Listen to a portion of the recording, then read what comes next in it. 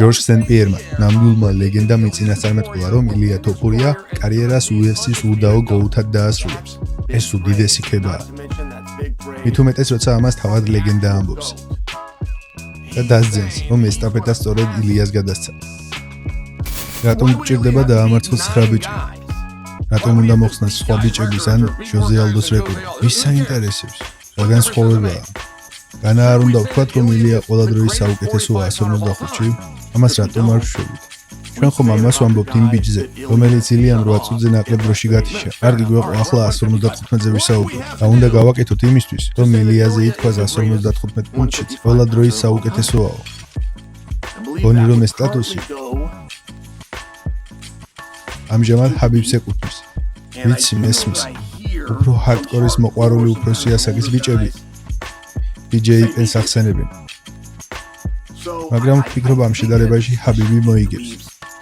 რადგან ეს ყველაფერი საბოლოოდ პოპულარობა, ეს ხომ უბრალოდ იარლიკია, ხმების რაოდენობა.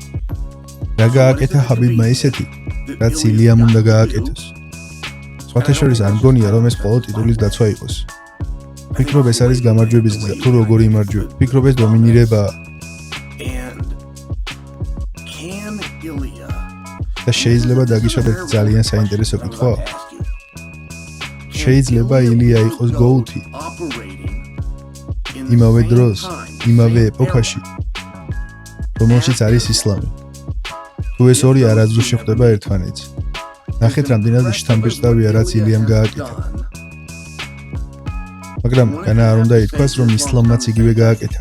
განა არ მოგვიწევდა ამის აღიარება. ილიას ერთი შეხვედრა ჰქონდა ლაითვეიტში და მოიგო ტიტული. ისლამაც ერთი მატჩი მოიგო უოლტერვეიტში და მანაც მოიპოვა ტიტული. ასე რომ თუ ისლამი გააგრძელებს, ისიც ორმაგი დივიზიონის ჩემპიონია. როგორ შეძლებს ილია მის დაჭრილობას? და არსებობს გამოსავალი.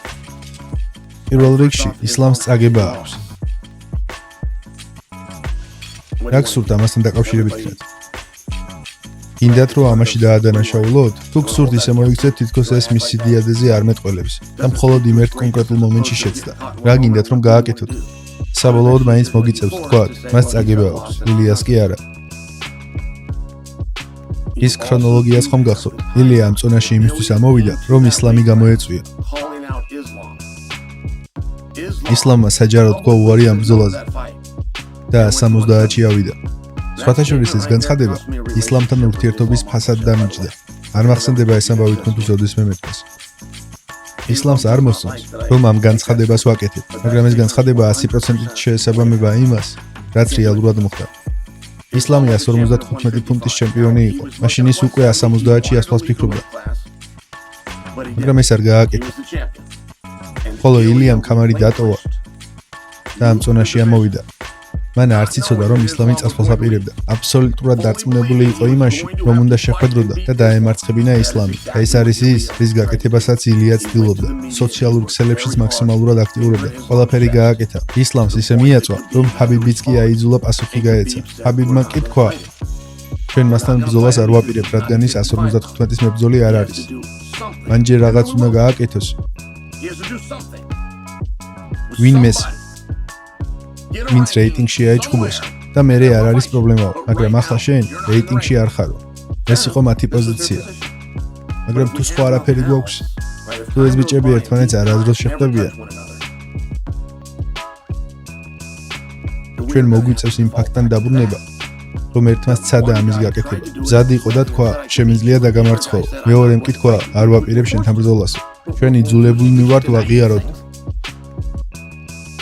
და ილიამ რა უნდა გააკეთოს? მე არ ვფიქრობ, რომ ეს ყველაფერი ძალიან მარტივია. კარგი მან სარუკიანს უნდა მოუგოს, უნდა დაამარცხოს გეიჯი, მოაგვაროს საქმეები პეტიპიმბლეთთან და მორჩა. ამ ეტაპზე ის ყველა დროის საუკეთესოა? არ მგონია, რომ ეს ასე მუშაობს. არსებობს გარკვეული დროის პერიოდი. ახლაც არის გარკვეული სირთულეები, რომლებსაც ის ახლა აწყდება და ცდილობს გაუმკლავდეს. ძალიან საინტერესო არჩევანია. ილია შეიძლება ყველა დროის საუკეთესოდ ჩაითვალოს. მაგრამ ამას გარკვეული დრო დასჭირდება. ჩვენ წლებზე ვსაუბრობთ და ეს წლები ძალიან სწრაფად წავიდა. ჩვენ ვსაუბრობთ კიდევ 5 დამატებით ბრძოლაზე. ან მას შეუძლია 170 ფუტში ავიდეს და ამარცხოს ისლამი და ამით ყველაფერს წერტილი დაუსვას. მაგრამ ეს საინტერესო არ არის?